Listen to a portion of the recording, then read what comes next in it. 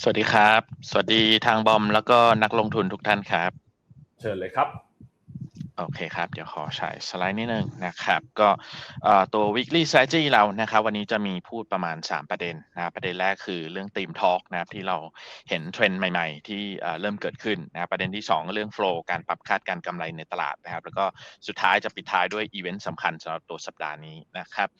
มาที่ในตัวของ theme talk ก่อนนะครับอันแรกนะก็เราเห็น sentiment ตลาดเป็นบวกนะครับในสัปดาห์ที่ผ่านมาตัว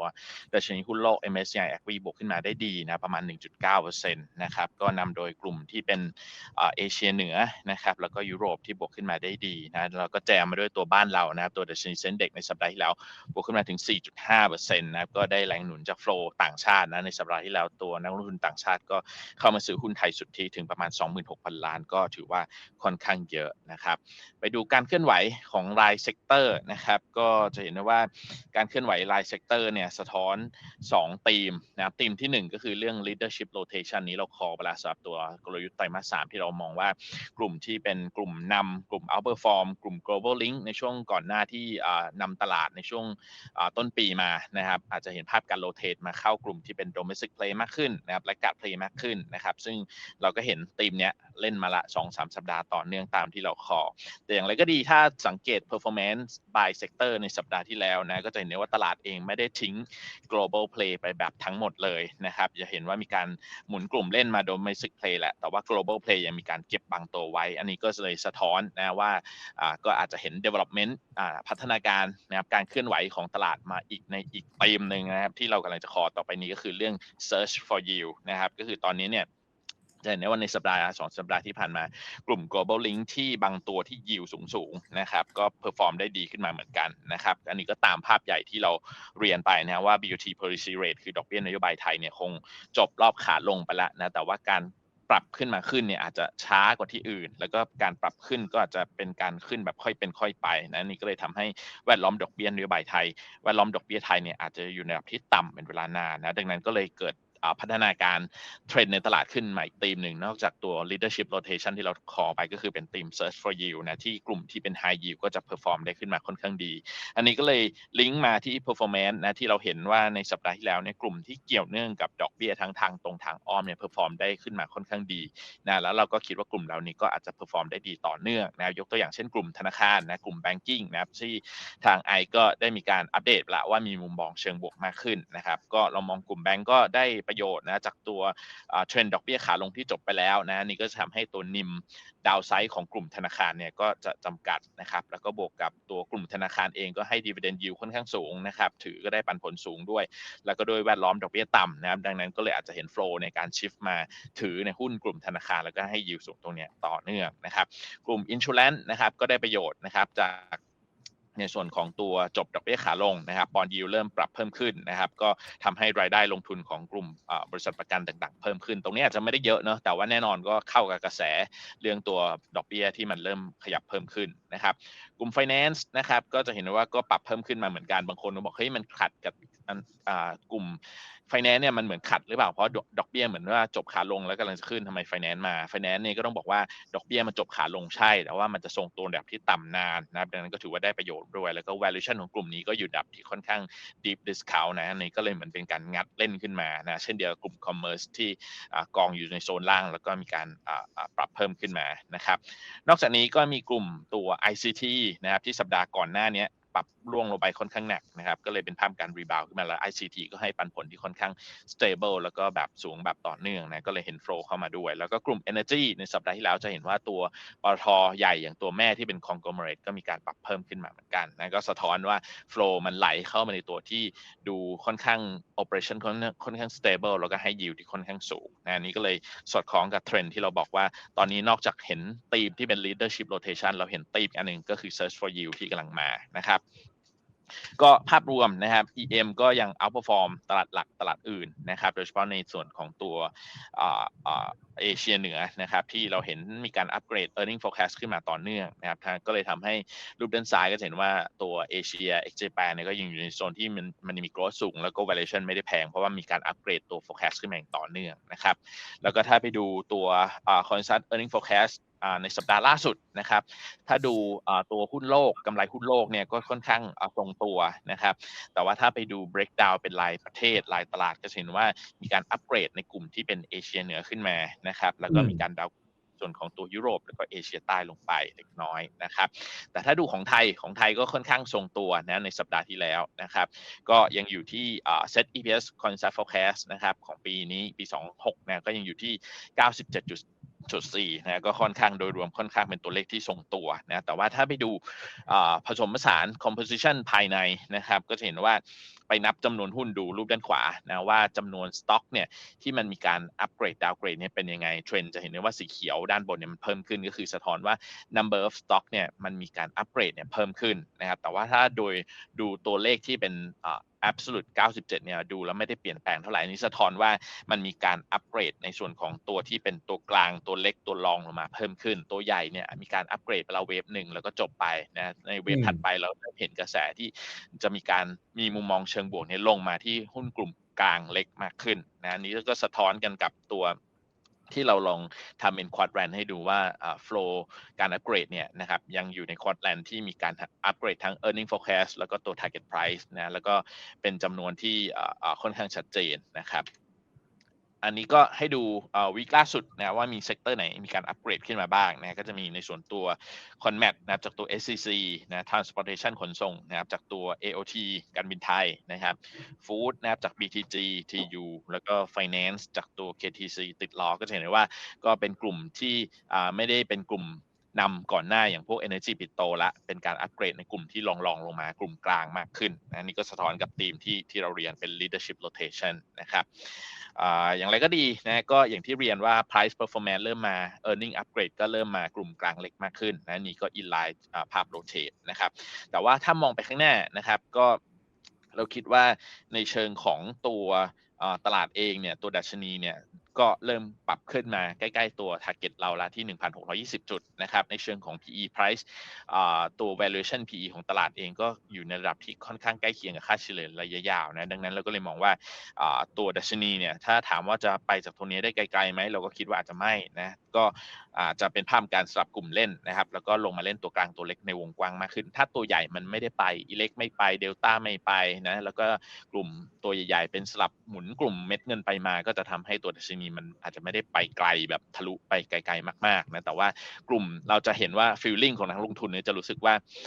ตัวหุ้นเนี่ยมันขึ้นได้ดีนะแต่ว่าตลาดตัวดัชนีจะไม่ได้ไปเพราะว่าโฟลว์เม็ดเงินมาเล่นกลุ่มกลางกลุ่มเล็กมากขึ้นนะครับ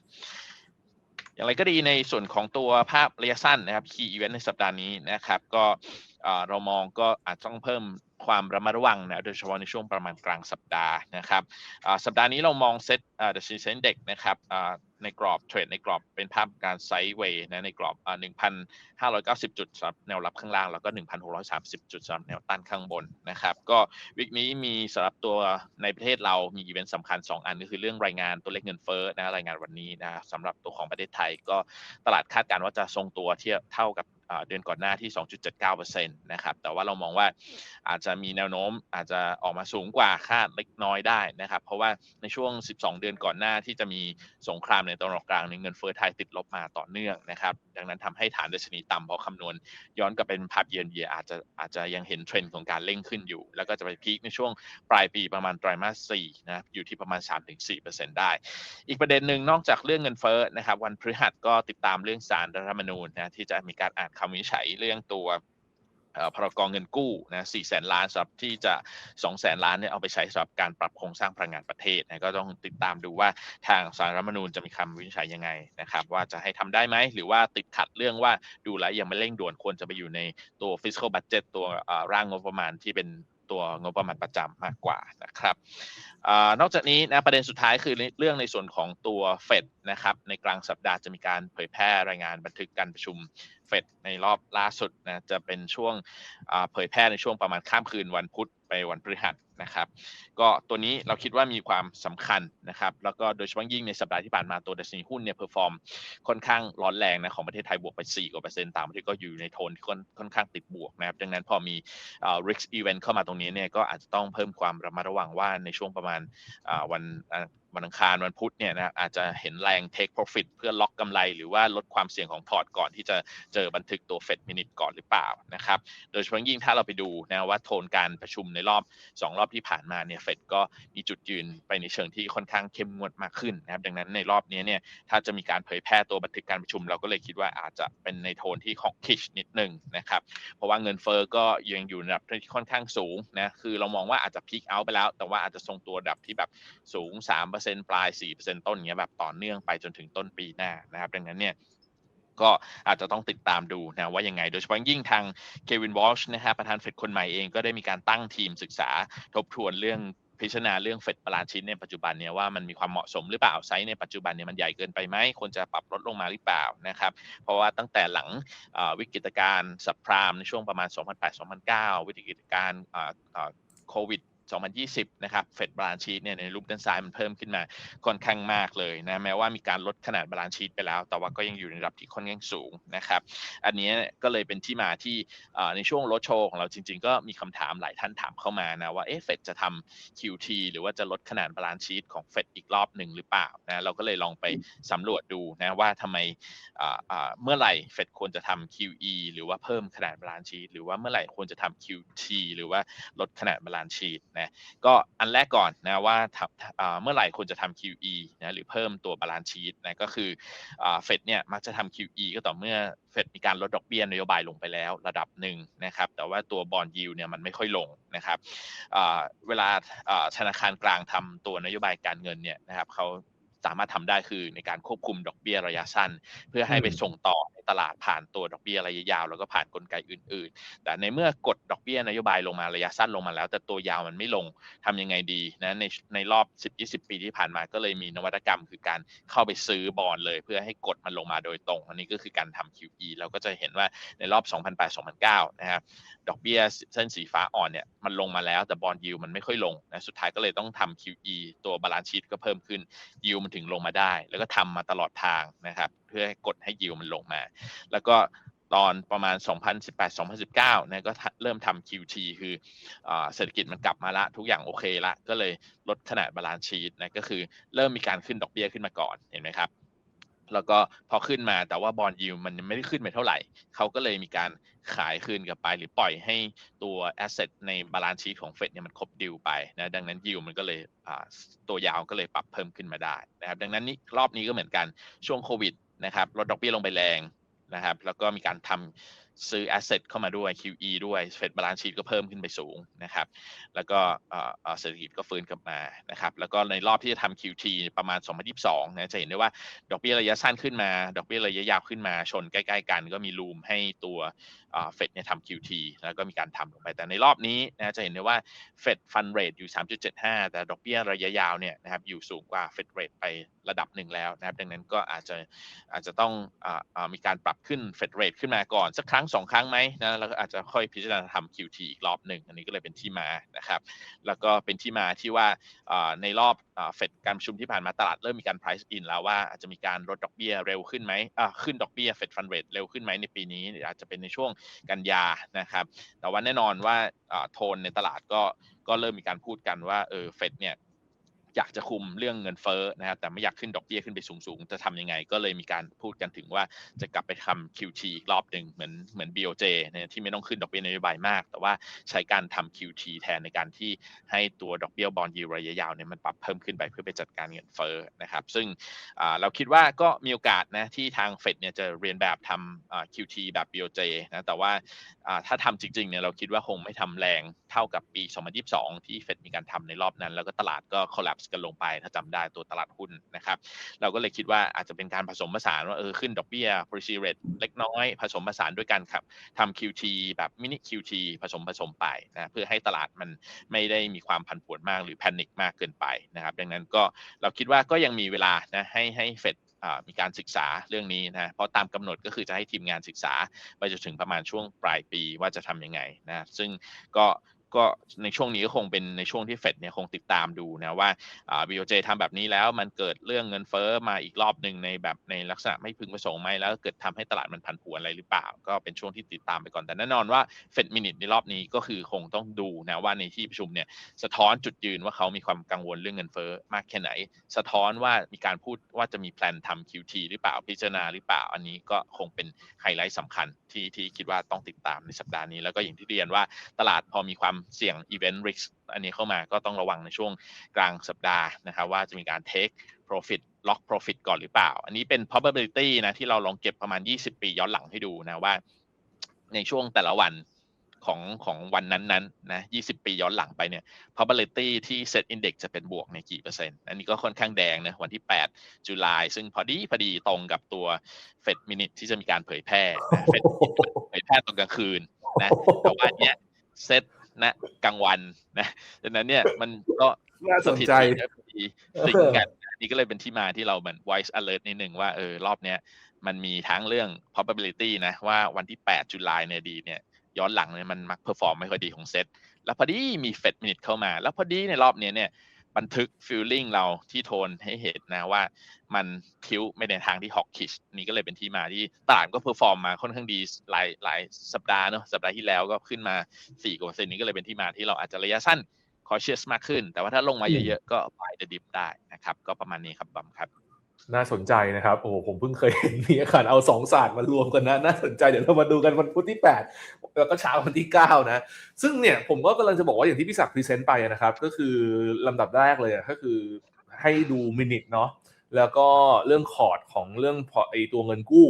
นะแต่เรื่องของตัวฟันดัมเมนทัลจริงๆอย่างที่พี่ศักดิ์พูดไปคือมันยังไม่ได้น่ากลัวนะ EPS มันก็ยังอยู่ระดับสูงการอัปเกรดยังค่อนข้างดีอยู่นะครับเพราะฉะนั้นเนี่ยก็ต้อง switching play มากขึ้นซึ่งวันนี้มันก็เป็นโมเมนตัมที่เรากำลังจะ lead ของเราจากภาพใหญ่ที่พวกเรา2คนปูไปเนี่ยลงมาที่ภาพกลางภาพเล็กว่าถ้าดูทรงแบบนี้อาจจะต้องกลับมาเล่นหุ้นที่มันแลกการ์ดหรือว่าหุ้นที่มันยังขึ้นมาค่อนข้างน้อยนะครับแล้วก็หุ้นที่มันมองว่าเฮ้ยงบ Q2 ไม่ได้ดีแต่โอ้ลุกแล้วมองไปในลักษณะไตรมาส3ไตรมาส4แล้วมันลักษณะของการฟื้นตัวซึ่งวันนี้ทันเองก็มีการอัปเกรดในฝั่งของตัวบิกริมขึ้นมาด้วยนะครับเป็น20 บาทนะครับเพราะฉะนั้นเนี่ยก็กล่าวโดยสรุปเลยคือเราคิดว่าถึงเวลาที่อาจจะต้องกลับมาดูในฝั่งของตัวกลุ่มโรงไฟฟ้าเพิ่มเติมมากขึ้นนะครับแล้วก็แนะนำวันนี้เป็น daily stock pick ของเราก็คือในฝั่งตัวบิกริมนะครับราคาเหมาะสม20นะครับราคาปิดไปเมื่อวันศุกร์อยู่ที่17.30 บาท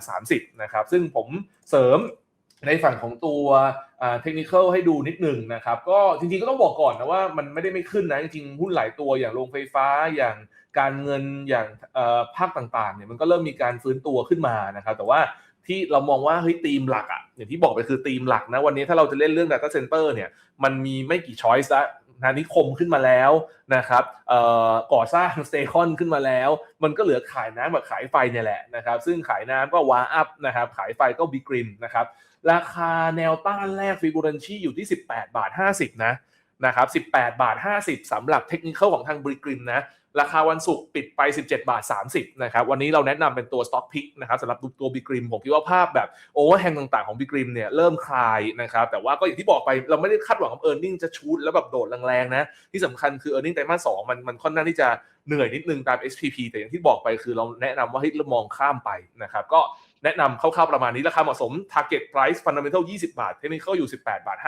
นะครับวันนี้เรา2คนก็ฝากไว้ประมาณนี้นะครับก็ขอบคุณทางพี่รัตศักดิ์ด้วยนะครับแล้วผมบอมสรพลต้องลากันไปก่อนพบกันใหม่วันพรุ่งนี้สวัสดีครับสวัสดีครั